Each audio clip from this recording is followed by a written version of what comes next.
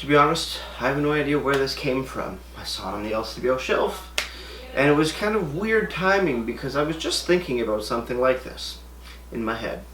Let's do this, guys.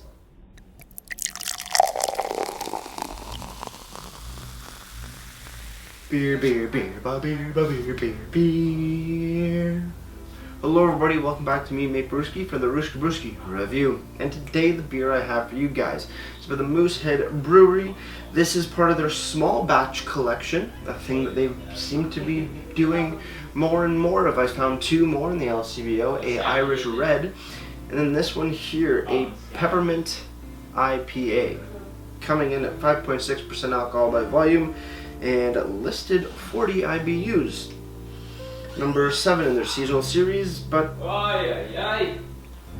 Peppermint IPA. I have no idea how I feel about this yet.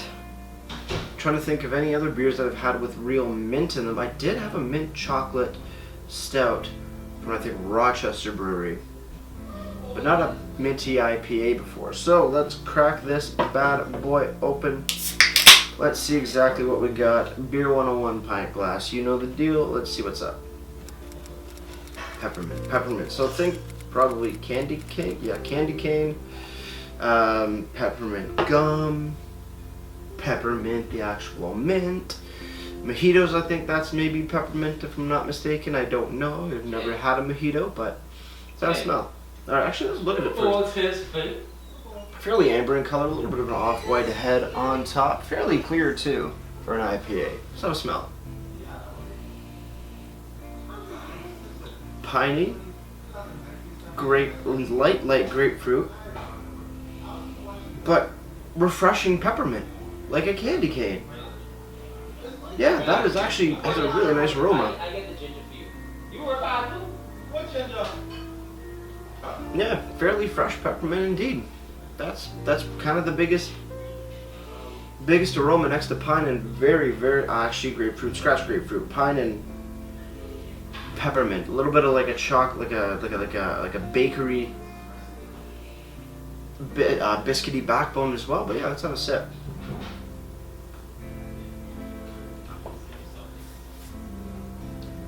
Okay, on the sip, piney, grapefruity. Slightly citrusy, more of like a citrus bitter rind, and then the peppermint kind of falls into place there. It kind of mingles a little bit with the traditional bitterness of IPAs. Does it do an amazing job? No, but it's passable. I mean, you do get a very true peppermint, candy cane-esque minty flavor out of here in that first initial sip, but I don't know. I need more research. So with that said, cheers everybody. Let's keep on drinking.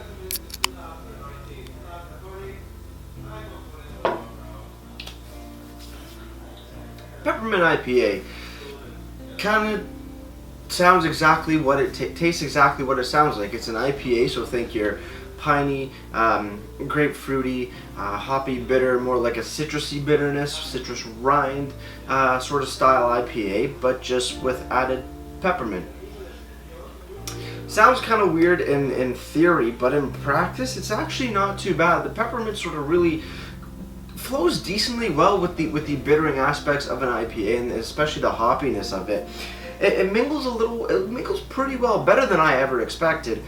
Does it still kind of sit out of place? Yes. Is it the worst thing in the world? Not at all. Light to medium body, fair amount of carbonation or effervescence. The peppermint isn't overtaking by any means either. It sort of just pops up right in the middle of the sip, and then sort of goes away really quickly. Not overstaying its welcome and not being the big boisterous flavor, dominant flavor that you might think when you see peppermint IPA. It pops up right in the middle, says hello, gives a nice little greeting to everything else, and then leaves in a timely fashion. Pretty good implementation of the peppermint.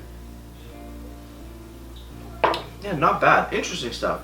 On the can, Moosehead Small Batch Peppermint IPA, 5.6% ABV, 40 IBUs. On the back, a description. One sip of our Peppermint IPA will have you saying, winter is coming. A hint of minty coolness from dried peppermint leaves and subtle notes of pine from northern brewer hops are combined to create a truly unique seasonal flavor. Every brew has a story. Flavor: mint, herbal, and pine. SRM, or the color of the beer, is 8. Yeah, a little lighter than the red for sure. Fiercely independent on the bottom for brewed on date. Also, August 8th, 2019. Same day as the Irish Red Ale, which doesn't matter where I point because it's not here anymore. It's actually behind the camera, and the LCBO bag is an empty can because I already drank it. Why is this Moosehead beer coming to us now, sitting in early January of 2020 and not back in August? I have no idea, but I digress. Moving over to the website, moosehead.ca. You go to the website and you try to find the beer, and funny enough, I can't find it. From the year-round, Scratch Series, Heritage Series, Canadian Homegrown Series, none of it or all of them, can't find it anywhere. A bit of a bummer because the Irish Red Ale had a really nice brewery page, but with it not being there, I can't really give it any marks for that. But Untapped Peppermint IPA is coming in with a 2.9 bottle caps out of 5, and that's out of just over 800 ratings. Definitely lower than the Red Ale, but than the Irish Red, but I mean, yeah, when you think Peppermint IPA is probably not for everybody. Me, I kind of like peppermint, and I like how it's implemented here. Perfect in my regard. If you want to pick up the Peppermint IPA by Moosehead Breweries, you will be spending $3.10 for this 473 ml tall boy can. So, not a bad price for something completely different and something that I've never had before.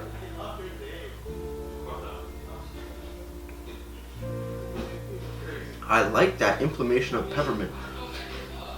I had a feeling, because I was thinking about this a few days ago, what if you added like peppermint or mint to a beer, specifically either a pale ale or an IPA? I'm like, that might work. It might mingle well with the bittering aspects of the beer. And you know what? Moosehead sort of answered my prayers without me even telling them. They're kind of reading my mind. It does work, and it does work quite well, actually. Pretty good. Cheers on the final sip, guys. Let's get right to ratings and wrap this thing up.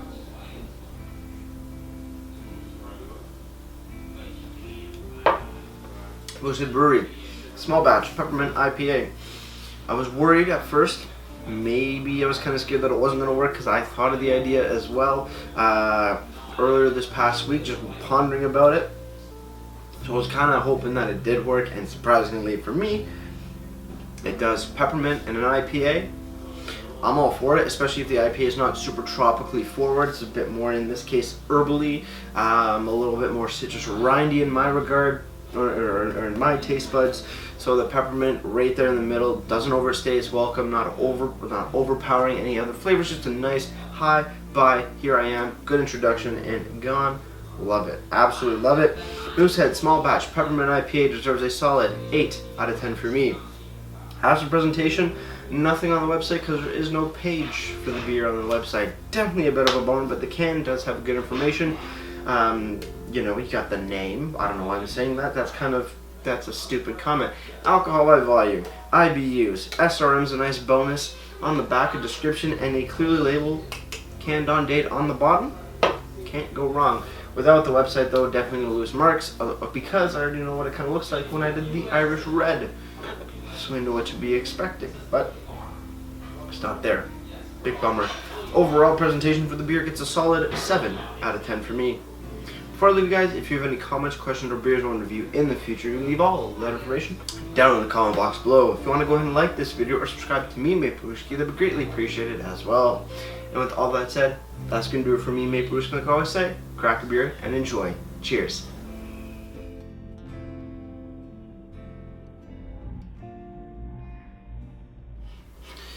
I think I might use mint and a beer in the future, 'cause I think that would be kinda cool if you can get it down pat.